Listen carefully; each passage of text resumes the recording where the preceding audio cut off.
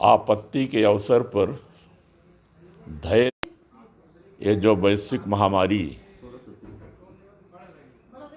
फैली हुई है और निश्चित रूप से लोग महीनों से घरों में बंद हैं, वो पैदा हो रही बोर्डम, बाहर निकलना खतरा, और ऐसी स्थिति बन गई कि एक की ओर कुआं एक की ओर खाई। बाहर निकलते हैं तो संक्रमण का खतरा और जान जाने का खतरा बना हुआ है। यदि शासन के निर्देशानुसार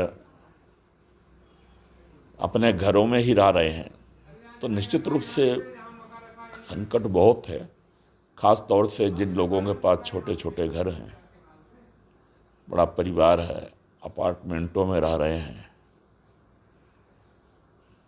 और आदत कभी घर में ज़्यादा रहने की थी नहीं, उन्मुक्त विचरण करते रहे हैं, तो एक तरह से उनको ये सजा जैसा अनुभव हो रहा है। लेकिन सकारात्मक दृष्टि हम रखें और ये समझ लें कि जब हम बीमार होते हैं, कोई मरीज अस्पताल में भर्ती होता है, उसको इंजेक्शन लगते हैं, कई तकलीफ होती है, अस्पताल भी अच्छा नहीं लगता है, अस्पताल के कमरे में बंद रहना वो भी अच्छा लगता नहीं है। लेकिन मन चाहता है बाहर जाएं, पर बुद्धि उसे रोकती है, अनुशासन में रहना सिखाती है, क्योंकि यदि बुद्धि की हम नहीं सुनेंगे, विवेक का नहीं सुनेंगे तो ठीक नहीं होंगे। ऐसे ही मन तो निश्चित रूप से इस समय व्याकुल होता, घर से बाहर निकले, एक आक्रोश आता है, लगता है आंदोलन।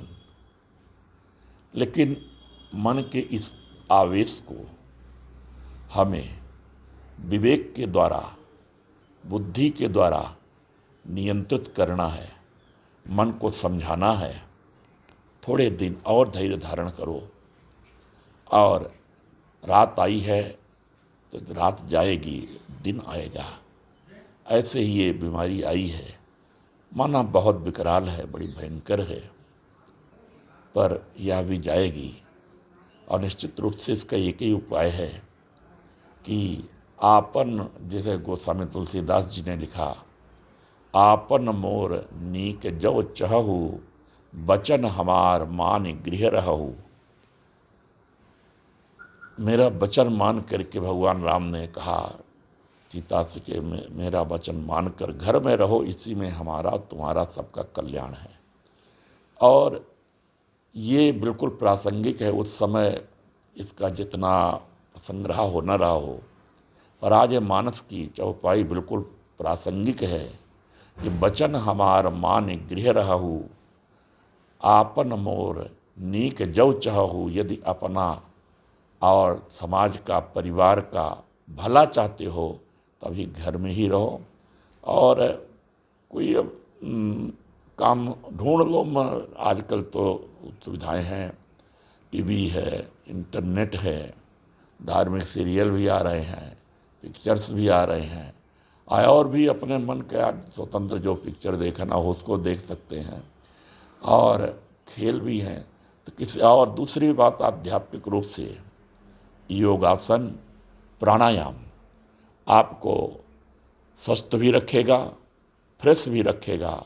तो नियमित प्राणायाम और योगासन का अभ्यास करें, कुछ धार्मिक चिंतन, और परिवार के ही लोग आपस में मिल करके भजन, थोड़ा दूरी बना के बैठें, थोड़ा भजन कीर्तन कर लें, कथा कहानियाँ सुनते रहें, और पूजा पाठ करें, भगवान से प्रार्थना करें, भगवान इस रोग से जल्द मुक्त करो, इसी में सबका कल्याण है।